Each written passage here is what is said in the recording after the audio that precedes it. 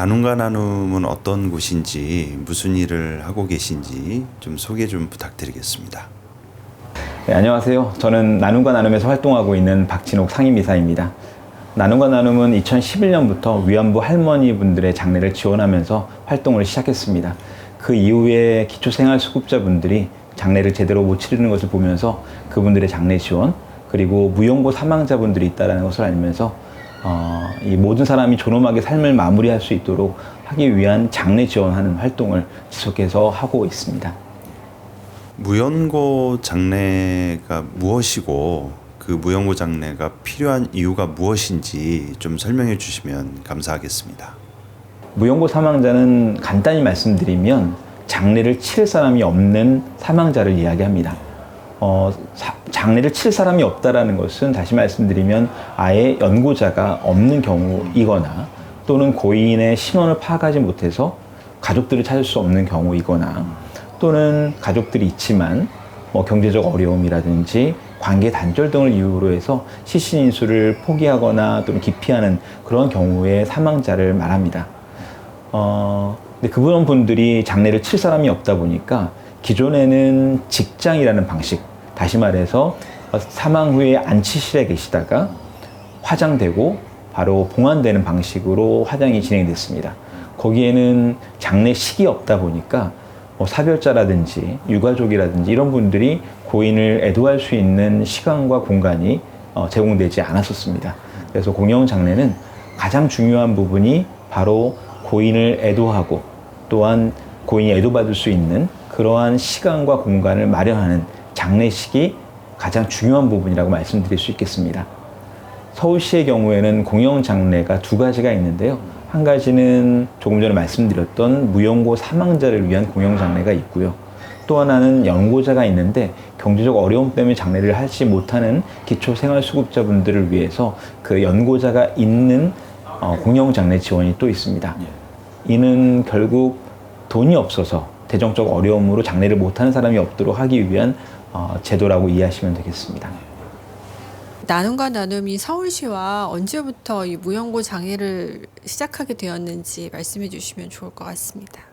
처음부터 서울시와 했던 건 아니고요.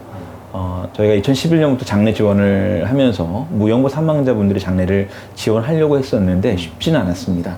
왜냐하면 기초자치단체에서 무연고 사망자 행정 처리를 하다 보니까 한계가 있었고요. 2015년부터 서울시가 기본적으로 무연고 사망자를 할 수 있는 기회를 주긴 했습니다.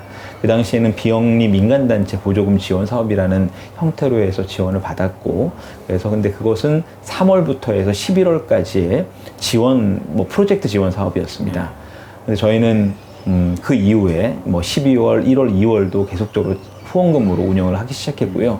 15년, 16년, 17년, 3년 동안 그 프로젝트 지원 사업으로 해서 나눔과 나눔이 장례를 지원했었습니다. 초창기에는 장례식장에서 장례를 했었고요. 근데 아시다시피 장례식장이라는 것은 고인과의 접점이 거의 없습니다. 왜냐하면 시신은 안치실에 계시고 저희는 장례식장 빈소에서 고인을 위한 의례를 하다 보니까 고인과의 접점이 거의 없었던 거죠.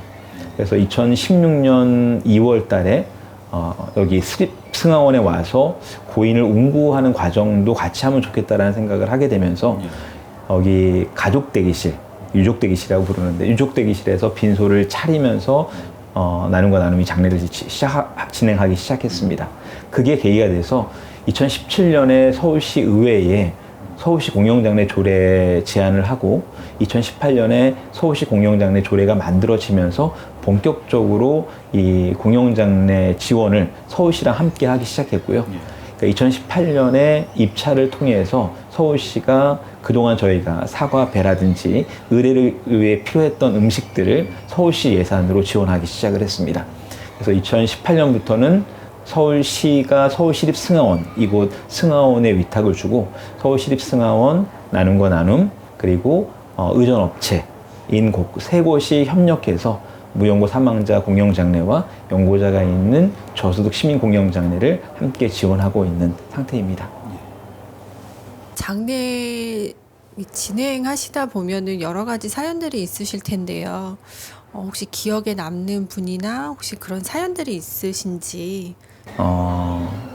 사실 제일 어려운 질문이고요. 왜냐하면 한 분 한 분 뭐 어떤 인생이 있는데 제가 그 인생을 더 인상적이다라고 말씀드리는 건 쉽지는 않은 것 같고요. 그래도 제 마음에 훨씬 더 남는 분들이 있기는 하죠. 뭐 예를 들면 북한 이탈 주민 되게 젊은 여성이었는데 장례를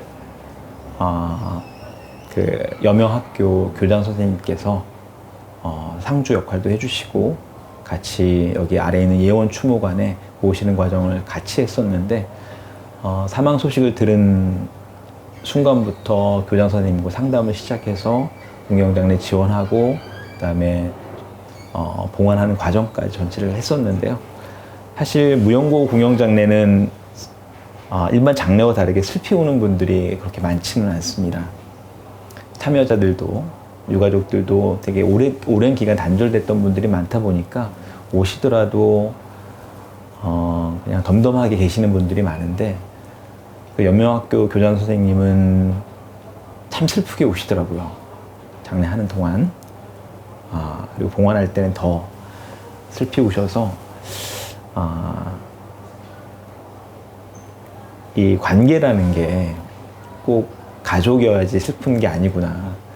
저는 공영장례 하면서 그런 생각 많이 합니다. 꼭 애도라는 것이 혈연이나 법률적인 가족에만 국한되는 것이 아니라는 것들을 느끼게 되고요. 이 애도할 권리는 정말 누구에게나 있고 그것은 보장돼야 되는 거라는 것을 사실 그 교장 선생님이 보면서 다시 한번 깨닫게 됐고요. 또 한 번은 코로나 시기였는데 동생이 형님의 시신을 위임했습니다. 가족이 있어도 위임을 하면 이제 무용고 사망자가 되는데 이 빈소에 오시자마자 내가 형님을 포기했습니다라고 얘기를 하시는 거죠. 어떤 분들은 이렇게 말씀하세요. 무용고 사망자 그냥 시신 포기하면 무용고 사망자가 되는 거 아니냐, 너무 쉽지 않냐라고 하는데 그렇지 않습니다. 가족의 시신을 위임하는 게 정말 쉽지 않고요. 그 많은 고민과 그 자기가 정말 돈이 없어서 장례를 못하는 그 심정을 그렇게 외도하지 않았으면 좋겠다는 생각이 들고요.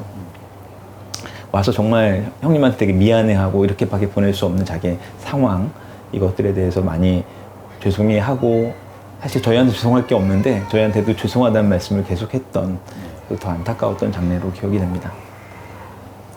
저희 이번 영상 방송을 통해서 보시는 분들께 혹시 뭐 바라시는 점, 그리고 함께 할 수 있는 내용들 말씀해 주시면 좋을 것 같습니다. 무용고 사망자 공영 장례는 우리 이웃들을 떠나보내는 겁니다. 정말 그 무용고 사망자분들은 정말 누군가의 가족이었고요. 정말 태어날 때 축복받으면서 태어났던 분들이세요. 근데 살아오는 과정 속에서 여러 가지 인생의 굴곡들이 있었겠죠. 그 굴곡들은 사실 그분들뿐만 아니라 모든 사람들에게 있다고 생각을 하고요. 무용고 사망자의 죽음을 타인의 고통으로 보지 않으셨으면 좋겠다는 말씀 꼭 드리고 싶습니다. 우리 이웃이었고 나와 함께 했던 친구였고, 그래서 저는 이렇게 가끔 빈소에 있으면 그 저랑 비슷한 연령대가 오시면 이름을 불러봐요. 그러면 누구누구야라고 불러보면 어쩌면 저와 동년배로 같은 어딘가에서 만났을 수도 있는 그런 분들이 아닐까라는 생각도 하게 되는데요. 시민분들이 무용고 사망자분들의 관심을 갖고 이 공영장례가 그냥 서울시가 하는, 또는 의전업체가 하는, 또는 나눔과 나눔이 하는 장례가 아니라 시민장례로 함께 참여해 주셨으면 좋겠습니다. 지금과 같은 상황이라면 무용고 사망자는 아마 훨씬 더 빠르게 증가할 거예요. 그 빠르게 증가하는 무용고 사망자들을 우리 시민들이 함께 보내지 않으면 정말 외롭게 가실 수밖에 없습니다.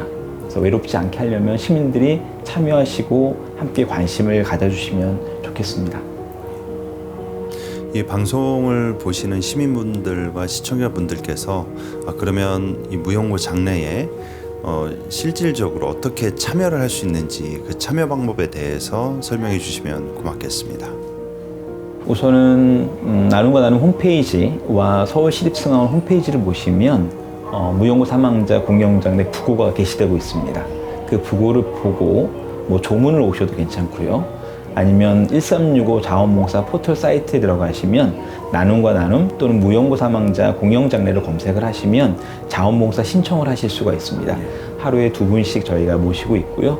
그 자원봉사 신청을 하셔도 좋고, 또 하나는 현장에서 저희가 후원금으로 운영되는 조직입니다. 나눔과 나눔이 그 나눔과 나눔을 후원해 주셔도 현장 활동에 큰 도움이 되겠습니다.